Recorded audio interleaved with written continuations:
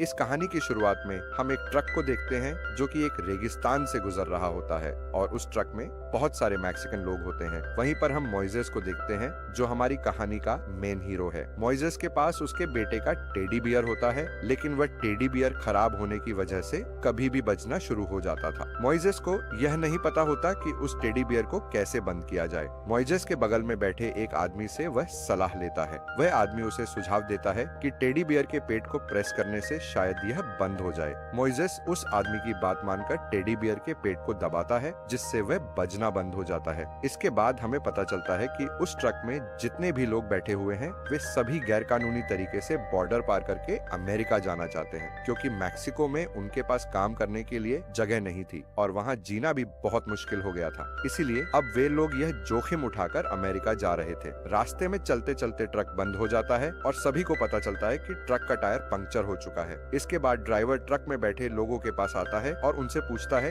क्या तुम में से कोई कार मैकेनिक है? तब मोइजेस ड्राइवर से कहता है कि वह एक कार मैकेनिक है। जब मोइजेस ट्रक को चेक करता है तो वह देखता है कि गाड़ी की हालत बहुत ही ज्यादा खराब है और गाड़ी का इंजन भी खराब हो चुका है। अब ट्रक आगे नहीं जा सकता। तब ड्राइवर और बॉर्डर पार कराने वाला आदमी डिसाइड करते हैं कि वे सभी लोगों को पैदल चलाकर बॉर्डर पार करवाएंगे। फिर सभी लोग बॉर्डर पार करने के लिए पैदल निकल जाते हैं। इसके बाद हम सैम को देखते हैं जो एक हंटर होता है और उसके साथ उसका पालतू डॉग होता है। सैम अपने डॉग के साथ शिकार पर निकल जाता है। इसके बाद हम मोइजेस और सभी लोगों को देखते हैं जो बॉर्डर की वायर को क्रॉस करते हैं और सभी लोग अमेरिका में एंटर हो जाते हैं। शिकार की तलाश में सैम गोली चला देता है, जिससे सभी लोग बहुत ज्यादा डर जाते हैं और डर कर भागने लगते हैं, क्योंकि वे सभी गैर कानूनी तरीके से आए होते हैं। भागते हुए सभी लोग बहुत ज्यादा थक जाते हैं, इसलिए वे एक जगह पर बैठकर पानी पीने लगते हैं। इसके बाद हम शेरिफ नाम के एक ऑफिसर को देखते हैं जो सैम की गाड़ी के सामने आ जाता है। फिर सैम शेरिफ से कहता है कि वह यहाँ पर रैबिट का शिकार करने आया है और इस देश में रैबिट के शिकार पर कोई पाबंदी नहीं है। तब शेरिफ कहता है, आप बिल्कुल सही कह रहे हो, लेकिन आपको बॉर्डर से दूर रहना चाहिए क्योंकि बॉर्डर के आसपास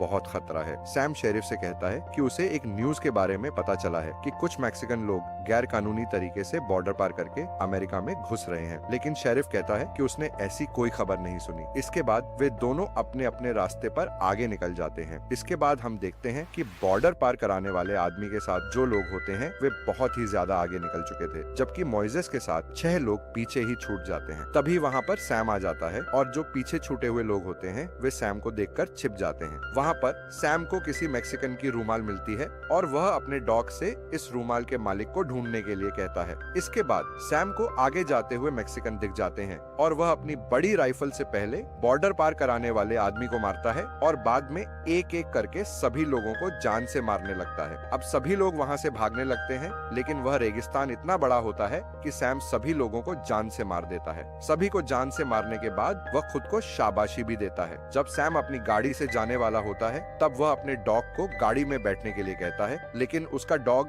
गाड़ी के अंदर नहीं बैठता और वे पहाड़ को देखकर भौंकने लगता है। तब सैम समझ जाता है कि इस पहाड़ पर यकीनन कोई जरूर होगा। जब सैम अपनी राइफल की दूरबीन से पहाड़ पर चेक करता है तो उसे वहाँ से भागते लोग दिखते हैं। तभी मोइजेस और बाकी सभी लोगों को पता चल जाता है कि कोई उनका पीछा कर रहा है। इसके बाद सैम अपने डॉग को मैक्सिकन लोगों के पीछे लगा देता है। जब सभी लोग भाग रहे होते हैं तो सबसे पीछे जो आदमी होता है सैम का डॉग उस आदमी को पकड़कर जान से मार देता है। अब सभी बचे हुए लोग डॉग से बचकर भाग रहे होते हैं। सभी मैक्सिकन भागते भागते एक ऊंचाई वाले हिस्से पर आ जाते हैं और उनके सामने एक बड़ी सी खाई होती है, मगर सामने ही एक और बड़ा सा पत्थर होता है जिस पर सभी लोग जंप करके दूसरे हिस्से पर जा रहे होते हैं। आखिर में जो आदमी बचता है वह जंप करने से बहुत ज्यादा डरता है, लेकिन तभी उसके पीछे डॉग आ जाता है और मौत से बचने के लिए उसे छलांग लगानी पड़ती है, मगर वह सही से छलांग नहीं लगा पाता और लटक जाता है। मोइजेस उसे पकड़ लेता है। तभी सैम अपनी दूरबीन से देखता है कि एक आदमी लटक रहा है। वह उस आदमी को गोली मार देता है, जिससे वह मर जाता है और नीचे खाई में गिर जाता है। तभी सैम मोइजेस पर भी गोली चलाता है, मगर मोइजेस उससे बच जाता है और वहाँ से भाग जाता है। इसके बाद मोइजेस का साथी लोबो, जो बहुत ही तेजी से भाग रहा होता है, उसे मोइजेस समझाता है कि हमें जिंदा रहने के लिए साथ में रहना होगा। फिर वे तीनों भागने लगते हैं। इधर सैम फिर से अपने डॉग को उन लोगों के पीछे लगा देता है और नक्शे के सहारे गाड़ी को दूसरी जगह ले जाने का रास्ता ढूंढ रहा होता है। जब बचे हुए 3 लोग पत्थरों को पार कर रहे होते हैं तो डॉग भी उनके पीछे पड़ जाता है। तभी मोइजेस सैम की गाड़ी देख लेता है और वहाँ पर छिप जाता है। अब वे तीनों एक जगह से भाग रहे होते हैं। तब सैम का डॉग उन्हें देखकर भौंकने लगता है। जब सैम वहाँ पर पहुँचता है तो वह सिर्फ लोबो को ही देख पाता है। वह लोबो को शूट करने वाला ही होता है। उससे पहले लोबो नीचे गिर जाता है और डॉग लोबो के पास पहुंचकर उसे काटने लगता है। उसी वक्त सैम वहां पर पहुंचकर लोबो को जान से मार देता है। अब आखिर में मोइजेस और एडला बचे हुए होते हैं जो एक जगह पर छिप जाते हैं। तभी मोइजेस के बेटे का टेडी बियर बजने लगता है। मोइजेस जल्दी से बैग में से उस टेडी बियर को निकालकर बंद करता है, लेकिन इससे सैम समझ जाता है कि अभी भी कुछ लोग जिंदा बचे हैं, मगर वह उन्हें देख नहीं पा रहा था। इसके बाद रात हो जाती है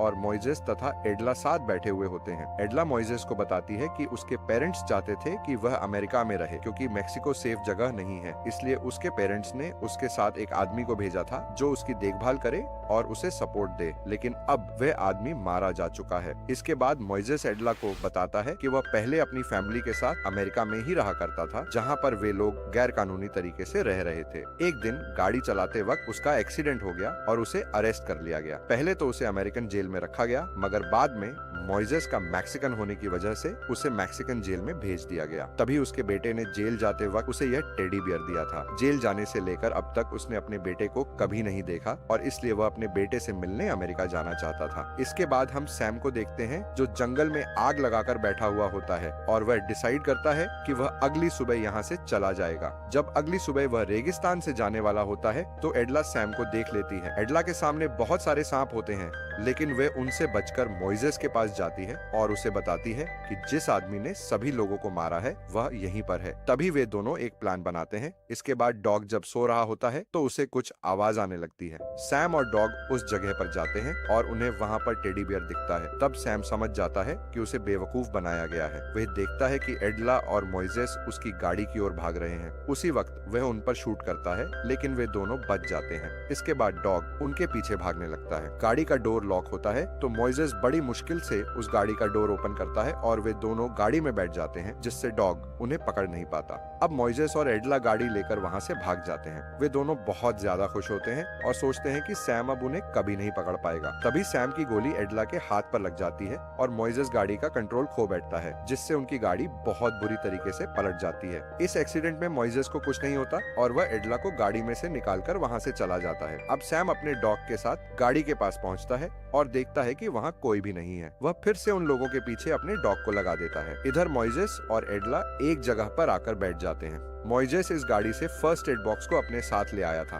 जब वह उस बॉक्स को ओपन करता है तो उसमें से उसे एक फ्लेयर गन मिलती है। वह एडला से कहता है, मुझे अब यहाँ से जाना होगा और तुम चल नहीं सकती क्योंकि तुम जख्मी हो। तो एडला उससे रिक्वेस्ट करती है, प्लीज तुम मुझे छोड़कर मत जाओ। तब मोइजेस कहता है, अगर मैं यहाँ पर रुक भी जाऊँ तो भी वही आदमी हम दोनों को जान से मार देगा। इसलिए मोइजेस ना चाहते हुए भी एडला को छोड़कर वहाँ से चला जाता है। इधर सैम खून के निशान का पीछा करते हुए एडला तक पहुँच रहा होता है तो मोइजेस फ्लेयर गन चला देता है। उसकी रोशनी देखकर सैम डिसाइड करता है कि जो लड़की जख्मी है वह वैसे भी ज्यादा देर तक जिंदा नहीं रहेगी, इसलिए वह एडला को छोड़कर अपने डॉग को मोइजेस का पीछा करने के लिए कहता है। मोइजेस भागते हुए कांटेदार पौधों में चला जाता है जहां उसे कई कांटे चुभते हैं। तभी सैम का डॉग वहां आ जाता है और मोइजेस गन से उसे शूट कर देता है, जिससे वह डॉग जख्मी हो जाता है और मोइजेस वहां से भाग जाता है। जब सैम अपने डॉग के पास पहुंचता है तो देखता है कि उसका डॉग तड़प रहा है। वह ना चाहते हुए भी अपने डॉग को मारकर उसे मुक्ति देता है। इधर मोइजेस को एक गाड़ी दिखती है और वह उसका पीछा करने लगता है। उसी वक्त सैम वहां आ जाता है जो बहुत ही गुस्से में होता है और मोइजेस पर गोली चलाने लगता है, मगर मोइजेस एक जगह पर आकर छिप जाता है। इसके बाद वह वहां से भागने लगता है और सैम भी उसका पीछा करने लगता है। मोइजेस भागते भागते एक जगह पर जाकर छिप जाता है और सैम उसे देख नहीं पाता। तभी मोइजेस ऊपर से जंप करके सैम को नीचे गिरा देता है। सैम बहुत ज्यादा जख्मी हो जाता है और चलने में असमर्थ हो जाता है। उसकी राइफल उससे काफी दूर गिर जाती है। है, लेकिन उस राइफल तक पहले मोइसेस पहुंच जाता है। वह राइफल सैम पर तान देता है, जिसके बाद सैम उससे अपनी जिंदगी की भीख मांगने लगता है और अपनी जान बख्श देने की गुहार करता है। मोइसेस उसकी जान तो बख्श देता है, मगर उसे उस रेगिस्तान में मरने के लिए छोड़कर वहां से जाने लगता है। इसके बाद मोइसेस एडला के पास जाता है, जो अभी तक जिंदा होती है और बहुत ज्यादा जख्मी होती है। तब मोइसेस एडला को अपने बैग पर लाद लेता है और एक बहुत लंबा सफर तय करता है। इसके बाद उसे अपनी मंजिल दिखती है, जहां शाम के वक्त कई गाड़ियों की रोशनी नजर आती है। वह उस रोशनी की ओर बढ़ने लगता है और इसी के साथ ये सर्वाइवल स्टोरी यहीं पर खत्म हो जाती है। दोस्तों, आपको ये कहानी कैसी लगी नीचे कमेंट करके जरूर बताना और इसी तरह की कहानियों के लिए हमारे चैनल को सब्सक्राइब जरूर करना।